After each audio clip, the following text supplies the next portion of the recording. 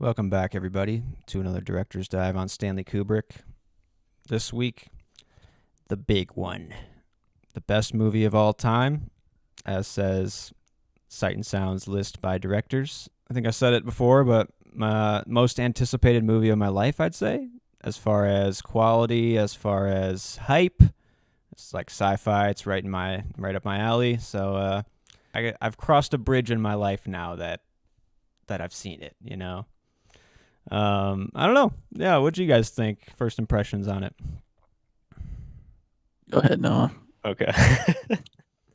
Yeah, I mean, I felt similarly. I enjoyed it overall, and I could like feel its influence on other movies as I was watching it. I could just got flashes of so many things that like I think was clear, like took inspiration from it, and yeah, I was like, I don't know. It was quite the ride. I was kind of in the whole time, and it's a bit of a trip. Like I don't know. There was some trippy aspects and elements in terms of visuals and like story beats and that kind of thing. So um yeah, I don't know, but I still had a really good experience with this, and I don't know if it lived up to the whole hype that I was, you know, but for me, Kubrick is still like a prolific movie movie maker, filmmaker. What about you, Alex? I would say this is the most pretentious and self-indulgent movie I've seen. I don't know ever.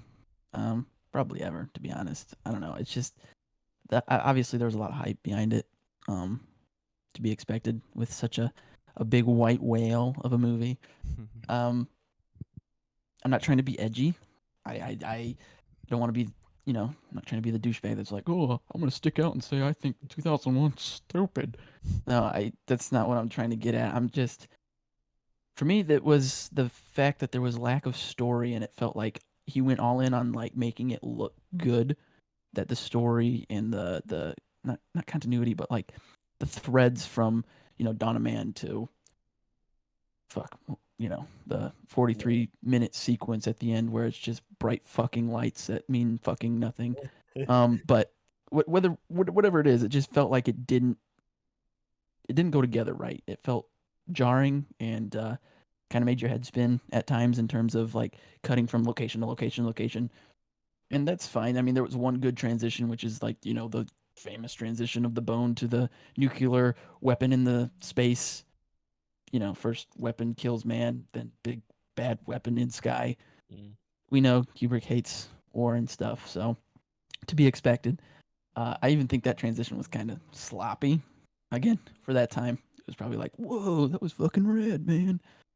But for me, it's a good Avatar 2 is coming out here this week, so it's a good like parallel where it's like most of the things I've heard is like, oh, the story's kind of weak, but it looks amazing. And for me, that doesn't work. That's an excuse, and it felt like this movie was kind of just a waste of time. Bold words. I don't want to, like I said, I don't want to like dampen your guys' spirits on the thing, and I probably not because maybe I'm thinking too highly of my opinion here for you guys. But it wasn't that good. In fact, it was not good at all for me. But sorry, long-winded. Fair. No, it's all good. I'm sure there's a lot of people that share that sentiment, you know. Yeah. I don't know. It's pretty well regarded. Yeah, but I'm like, there's an audience that watches this movie and thinks it's trash. 100%. There's that audience. Yeah, and I know like one of the first screenings, 200 people walked out. And some critics were like, "Could you tell me what the fuck that was about?" and blah blah blah. Mhm. And yeah, and they wanted to take it off the movie screens because it wasn't making any money. But then it had a big uptick because people would go in, get high, watch that last sequence, have a good time. So, I mean, maybe back then even it wasn't that great. It was just the influence that it did have. And honestly, I just feel like Kubrick's not my guy. But that's just me. He peaked at his most basic, simple movie, and that was The Killing. The Killing, I is the weakest movie of his for me. Like as far as like character, story, plot, I mean, it's fun, it's crime, it's snazzy or whatever, but there's not a lot of depth there for me. This movie makes you find the depth. I mean, like you gotta fucking search for the meaning. I mean, like that's every movie, and to me, if you scratch a little bit below the, you might find something below for me. But I don't know. This movie, I can understand like gripes about pace with this movie, as far as spectacle being overblown too many times. But as far as like message and like engagement of story, I felt very enthralled the entire time. I was never bored, and I was never thinking that this was bad. In fact, like during the long sequence at the end of Trippy Colors, which we've seen sequences better than that, but honestly, I don't think we have, because I think to like Doctor Strange and those like, well, he's getting pulled and he's a fucking goober now. Look at he's switched. Like, okay, but like this one actually gives you like sensation, like, and like alien worlds of like things you've never seen before and that. And was it long? Yeah, but I never actually I never was like, oh, okay. I actually was like, go. Like, I don't care. Like, let's ride. Like, you're going through a fucking wormhole. Like, I'm there. Like, that. Yeah. That was me, but I have more on it. But I think the experience is something you have to be on board for. I don't know. And the hype was there, and I wasn't like trying to just like look for like the greatness of all of it. I was, but like I was trying to find why it was so great, and my engagement with the movie told me why it was great. So Yeah, I think that's interesting because, yeah, like I said earlier, I was like connecting with so many films that I'd seen already, like up to this one, and just getting like we're just getting like flashes of like Star Wars first of all, just because of all the amazing like model work and like shots done dude, on like those Star Wars things. is revolutionary ground. It's the best movie of all time. It's coasting on theatrics that this movie engineered. Yeah, Straight yeah, up. Like that's kind of how I felt about this one. It was like a very bold movie. I feel like for Kubrick to put out, like, and maybe I'm just talking Kubrick up too much now, but like I thought it was like like the I can like agree to the gripes of the story because it was like it's a bit jarring. It's like you're there at the beginning of humanity, and you're there like as like kind of like beginning of space, like space, or not even beginning, just kind of like in the midst of space travel, and then like a very like out of the box conversation with like AI and like this weird AI story. So like I was getting flashes of like Alien and like all these like Christopher Nolan. I feel like is probably like heavily inspired by like a lot of this. I mean, in absolutely. Interstellar, like you said, like some of those elements when McConaughey's like flying through the black hole and like going between realms or dimensions or whatever. It's like this. I feel like those beats and like those visuals like came from somewhere. You know what I mean? Like I don't know.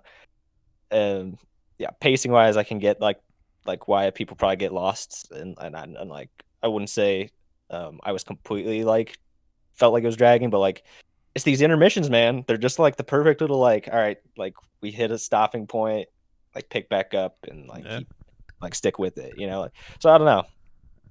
Yeah, he knows when to cut to intermission too, I'd say.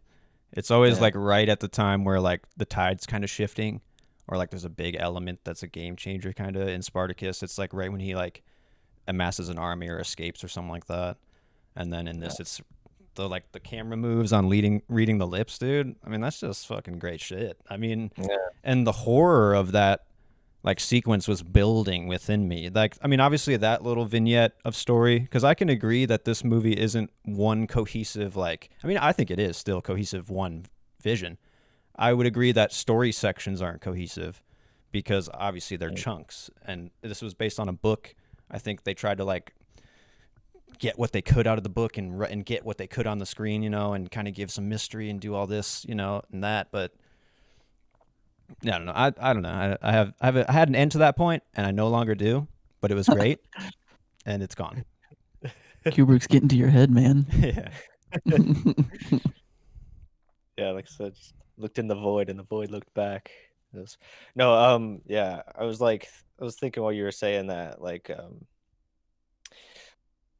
this just feels like the start, like the bottom like foundations for so many other things for me, and I don't know. Yeah, I wasn't dragged along. Like I was kind of interested in the storyline from the beginning. So like once Yeah. it gave us human characters, I was like, oh cool, like I can follow this like Sort trajectory of kind human of. characters. They were just kind of robotic to me, but Yeah. I mean, they're futuristic. They're literally talking to a yeah. robot. I think there's a lot of that kind of. And I think that's how astronauts talk to each other too. I mean, It's super militaristic. formal. Yeah, And, kind yeah. of. Yeah. Yeah. I mean, the weakest part of the movie for me was right after. I mean, obviously the spectacle of the ships flying goes on long, and then it's like it tries to like get you back into a human character for the first time, and it's the people visiting the moon for the first time. Mhm. That's the weakest section of the movie, I think, because you don't know where you're at, who you're supposed to follow, and like why. But like that little interval to get you to the second monolith on the moon or whatever, which that set piece was That was fantastic. cool. Um, Yeah. That's the weakest section, obviously. I think I can agree with that because then after that section it gets you into the HAL and the spaceship moving to the like, Mhm. Right. The only part of the movie that had somewhat of substance, but then, for me at least, and then it just seems to lose it there in the last 43, I think, minutes that was left, and 23 of those minutes was spent going through a wormhole. yeah. So I don't know. For me, that's just not my shtick. So I don't know. I just You didn't Sorry. you didn't gain any like metaphorical meaning by that last sequence after the wormhole of it all, where he's like in the room watching himself age. Like nothing, just like you're just dumb. Like I'm just curious what's going through your mind in this moment. no. Like I don't know if I mentioned it. I wasn't bored. I was like, No. I'm curious what you think like about that sequence towards the end. just- and like what it means. So- or like, how did we get there? What does it mean? I guess I'm just stupid. I don't know. It didn't touch me in terms of like, whoa, this is groundbreaking information for me to chew on later. But in fact, when I got done with it, I was just like, this felt like the largest waste of time. Not only because it was 149 minutes long. I like me a long movie. I'm fine with that. There was 88 minutes total of dialogue, and when that dialogue was happening, half of that dialogue was just kind of like throwaway dialogue. Didn't really make sense until they were that part where it's with Hal and the other astronauts. And even that dialogue, it was just kind of like, oh, okay, this is basic stuff, nothing earth shattering. And then we get to the revelation at the end, which wasn't really a revelation for me. It just felt like, okay, we're done. That was it. I don't know. I just thought it was not necessarily dumb. It just felt like the whole movie was just special effects porn, and like you could tell that he was like, I want to make this earth-shattering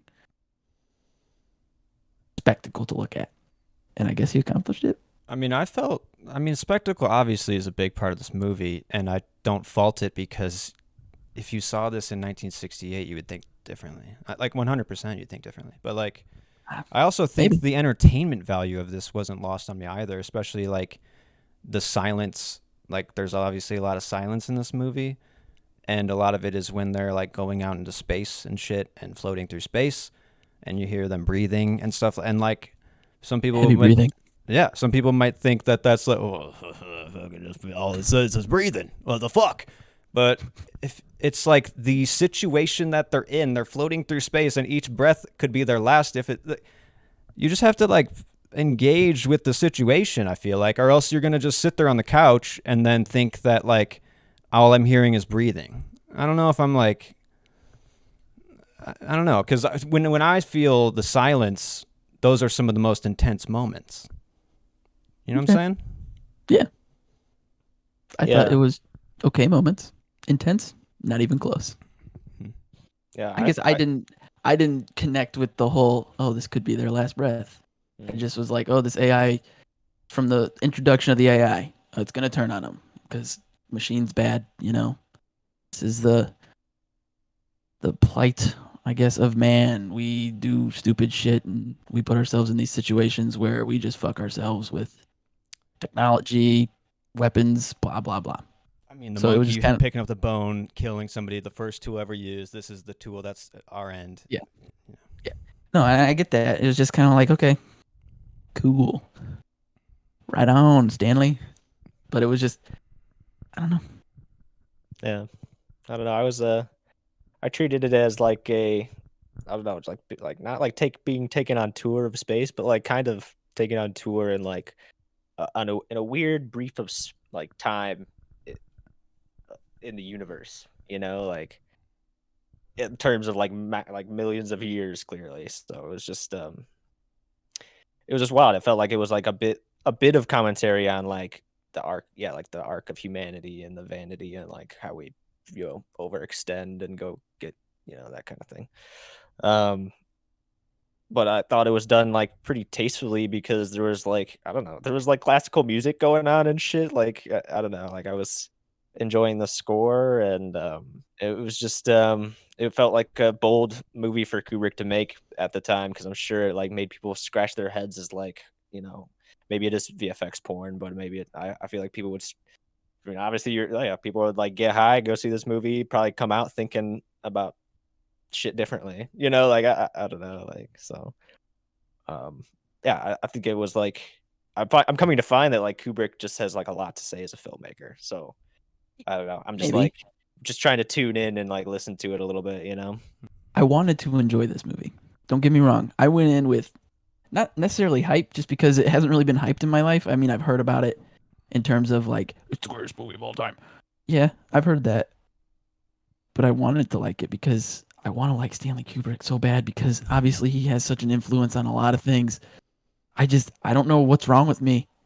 I even watched half of A Clockwork Orange yesterday in preparation for next week, and I don't want to disappoint you, Matt. It's not looking good. Just a sneak peek. Fair enough. I just I want to like Stanley Kubrick. The only things I've seen of his before this journey was Full Metal Jacket and The Shining, and a little bit of Eyes Wide Shut. Again, those movies, The Shining, I have beef with on a personal level because that's like the best book, one of the best books. And I think his interpretation is just wrong. But with Full Metal Jacket, I just felt the same feeling I'm feeling with this one. Full Metal Jacket was more like hype for me at the time when I watched it. So it was kind of like just like, oh, okay. Kubrick has his style and I don't think I like it. I don't know. Yeah. Could be wrong. Maybe I'm wrong. Maybe I'm No, naive. that's why I think he's a divisive filmmaker. It's gonna hit for some people, it's not for others. I want to like it though. That's the thing. That's where I'm torn. When I left this movie, 2001 Space Odyssey, I knew that I was going to disappoint you guys with my decision, and I was thinking all day, like, how do I put it to where I don't sound like a prick? And I'm just shitting on this movie this whole time because I wanted to like it. I don't know. I feel bad personally, just because I want bad. I want to No. enjoy films. I don't want to be that guy that's just shitting on movies all the time. But it's just Kubrick isn't the guy for me. I think That's I'm fair. breaking That's up fair, with man. him. It's We're over. done. Wow. Yeah, I'll finish his shit, of course. I'll milk him dry, but after that, we're done. His Hit the road. shit's out of here. Yeah. But anyway, That's funny. I mean, it's just a personal taste because I think Kubrick's one filmmaker now that I've discovered that I'm gonna rewatch all of his shit again and again and again. Because that I is so felt brave. I felt the rewatches on this watch already. I was like, man, I'm gonna rewatch this. Like I'm gonna put Yeah. this on, and it's gonna capture me when it captures me, and when I want to look away, I'm gonna look away. And then I think this one's gonna be definitely in there for the rest of my life as like a rewatch one. So I feel that way kind of about Doctor Strangelove. right, Like that's the one I feel like I would turn on of his and like just like be good catching any bit I get because I know all of it's good, kind of. I thought. I mean, early on, it did a lot of good. I mean, the monkey sequences were a little more extended than I anticipated because I kind of knew everything about this movie already, but I figured it would be like one sequence, and it's kind of like a whole scene. It's like more than that. But once the monolith shows up, the score of this movie was insane. First off, both on like the classical compositions he uses, and then whatever they used, like whatever composer he used for like actual tone. Because when the monolith shows up, that like eldritch horror, like angelic, like shit that's rising was insane and phenomenal. So I don't know, a lot of like the tone work for me, like that set the tone in a great way, but it also, every time you return to the monolith, you got that, and it kind of just brought back that eerie. It was definitely epic in those scenes. I did like the monkey scene, Yeah. but after the monkey scene, I was just kind of like, oh, this is a bummer. So Those are some nice suits, man. Those monkey suits. I was impressed by. I was like, hey, those look like Pretty good. those look pretty good, Yeah. like actors as apes Yeah. right there. I mean, great like astronaut suits too. The colors I thought were pretty vibing. I mean, we said it a little bit, but the sets in this movie are some of the best sets I think I've ever seen. Like, I mean, the amount of sets they built, and to the scale that they built them, and to the intricate details of the futurism that they have. Like, I mean, like we said, Alien, all these other movies with their little, oh my god, the fucking computer's Little going control off. board, Yeah, buttons with panel with a bunch of lights Right. and shit. Yeah, I don't know. Yeah, like that's all because of like this set design. It set the standard for what space looked like. Like, and the sets were phenomenal. I mean, some of like the rotating sets, those are amazing. Like, I mean, and I can understand why this is a director's pick for best pick of all time, because some of like the angles and some of the camera work in this is really the highlight. You could call that spectacle, but I call it like filmmaking. So like the shot choice is like really important and really fantastic in this movie. I actually saw one shot that I was like, man, maybe Alex will like it, because it's like the boardroom scene, like where they're still like, we got to go up to Jupiter's moon or whatever and fucking get the, like, it's like this long tables like extending into the foreground in the back. Like, I was like, this feels like Better Call Saul Breaking Bad shot right here. I was like, I mean, he just knows how to place the camera, first off, but also, again, it brings it back to some of the inspiration. I think Vince Gilligan obviously likes Kubrick just by shot placement, like some of the interesting cameras, like where he puts the camera. Heavily inspired almost every director, I'd say. So obviously Hal and that section of the story is the most meaty, but that section of that story is so meaty that I found it to be super entertaining. And I think, I don't know what you think about Hal as like a villain or whatever. I found that to be a super cool like take on AI, I guess. It's just so like contained, and like, I mean, when he goes to turn him off, you could say that scene is 5 minutes too long or whatever, when he's taking out the fucking little memory banks or whatever. Yeah. And it's like, stop, I'm hurt, I'm afraid, I'm like, and you'd be like, okay, fucking take the goddamn memory banks out. But you have to hear every time Hal's calling for help to make it difficult. If he just says stop, like, it's like, got him. And then, but if you hear Hal calling for help, begging, like, it's just so more visceral to you. Like, that's, at least that's what I felt.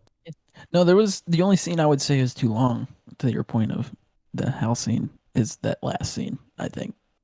The wormhole bullshit. Oh. That was the only time where I was just like, this seems a bit obtuse. And it just felt, I don't know, felt self-indulgent.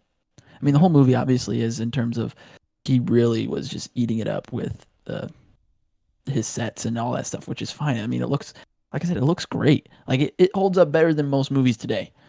I mean, for sure, hands down. Yeah. It's just, for me, that's not enough. all I need, And I, to your point with the scene that reminded you of a Vince Gilligan scene, what makes those scenes in Breaking Bad and Better Call Saul so convincing for me is that I care about every one of those characters, and I'm there with Jimmy or Chuck, like the courtroom scene with Chuck in the chicanery episode, Yeah. We're there with them, we're there.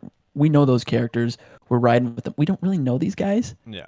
And even when we did get to know him, he's like, we know one has a daughter and the others are just kind of like, fuck that guy. Am I right?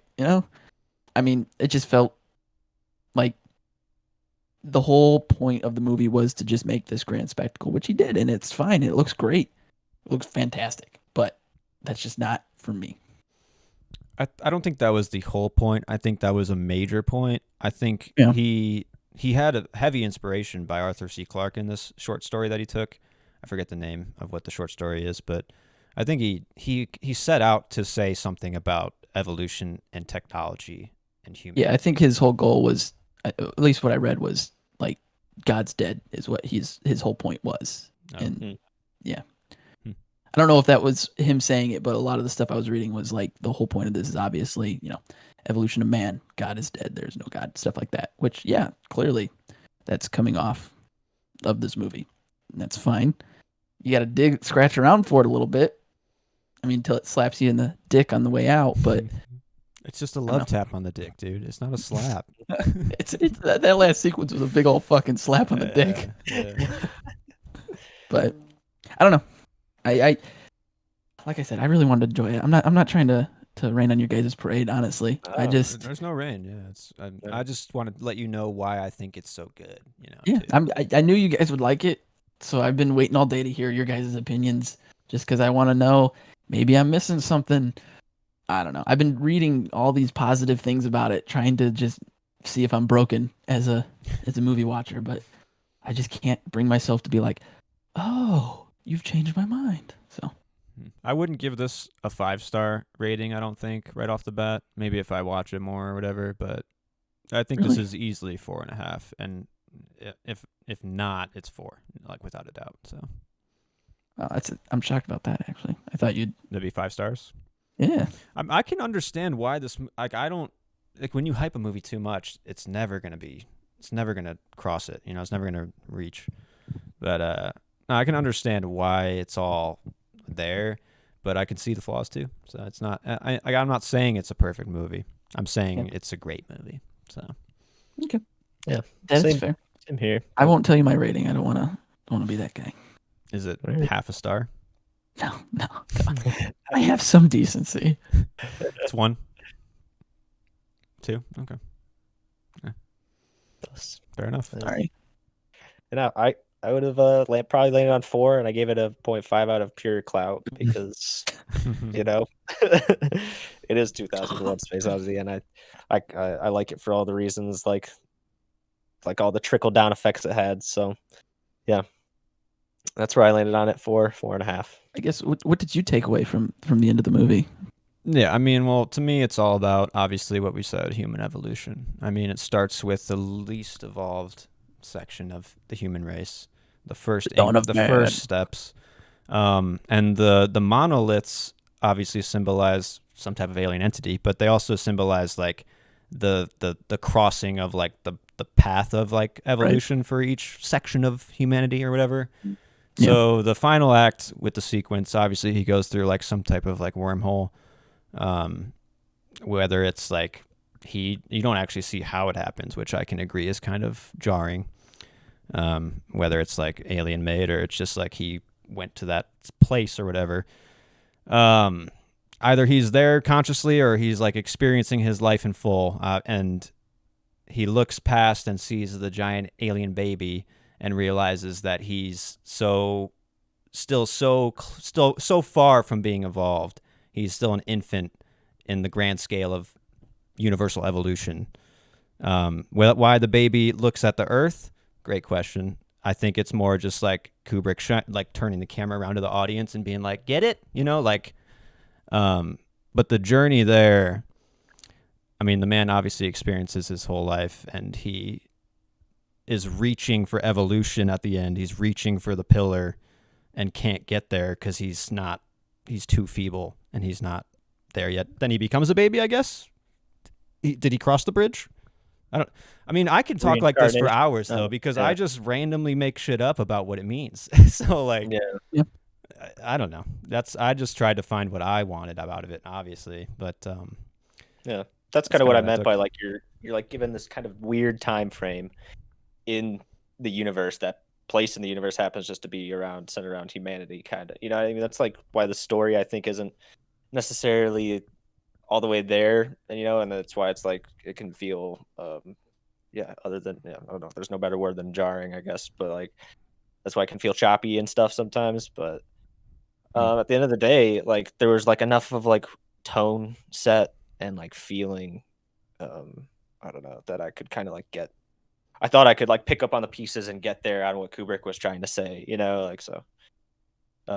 which not a lot of movies do that. I feel like, you know, some of them just like leave you hanging for more, and you're just kind of like waiting for any type of payoff. And